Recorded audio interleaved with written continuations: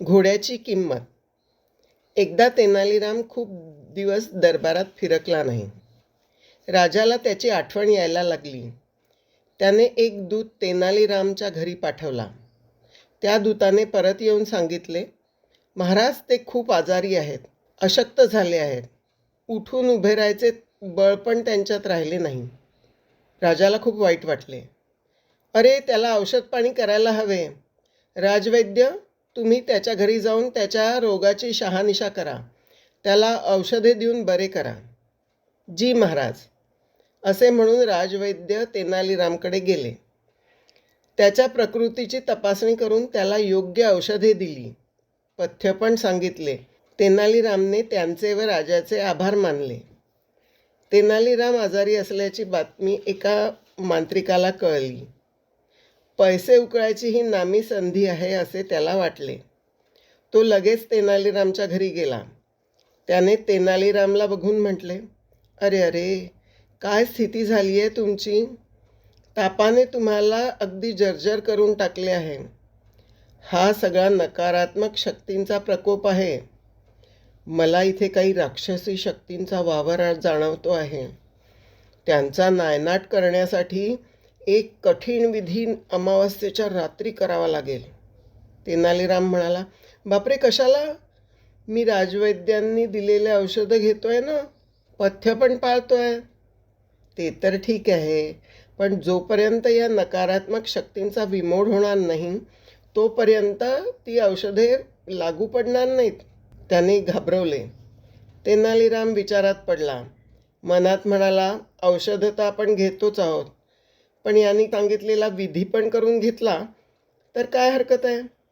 त्याने उघडपणे त्या मांत्रिकाला म्हटले, ठीक आहे, करा तुम्ही तो विधी, पण त्यामुळे मला नक्की बरं वाटेल ना. हो हो, 100%. तुम्ही अगदी ठणठणीत बरे व्हाल. मी करतो तो विधी येत्या अमावस्येला. पण काय? त्या विधीला खर्च येईल. किती? 200 सुवर्णमुद्रा. अरे बापरे, एवढा? इतके पैसे मी कुठून आणू? मांत्रिकाने इकडे तिकडे बघितले. तेनालीरामच्या घराच्या अंगणात एक घोडा बांधलेला होता.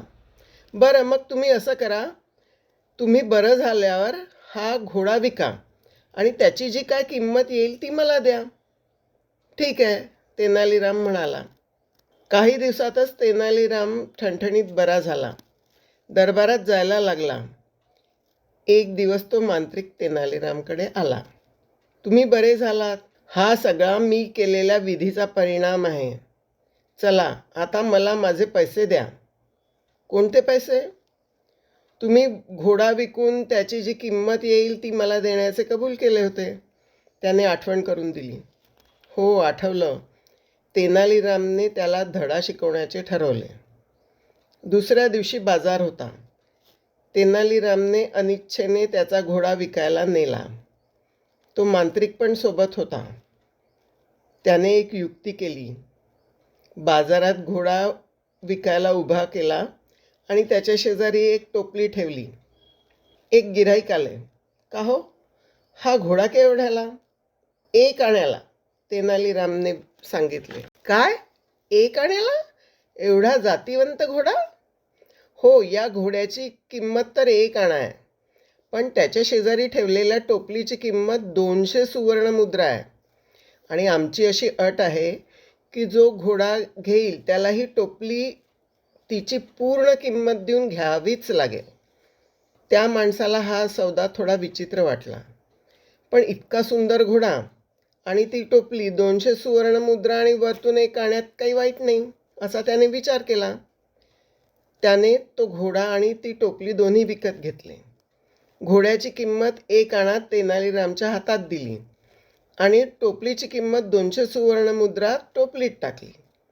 घोड्याची किंमत म्हणजे 1 आणा तेनालीरामने मांत्रिकाला दिली आणि टोपलीची किंमत 200 सुवर्णमुद्रा उचलून आपल्या बटव्यात टाकली. त्या चतुर तेनालीरामला टोपी घालण्याचा मांत्रिकाचा प्रयत्न फसला होता. मित्रांनो, तुम्हाला जर ही गोष्ट आवडली असेल तर व्हिडिओला लाईक करा व शेअर करा. आणि अशाच आणखी गोष्टी ऐकायच्या असतील तर चॅनेलला सबस्क्राईब करा. धन्यवाद.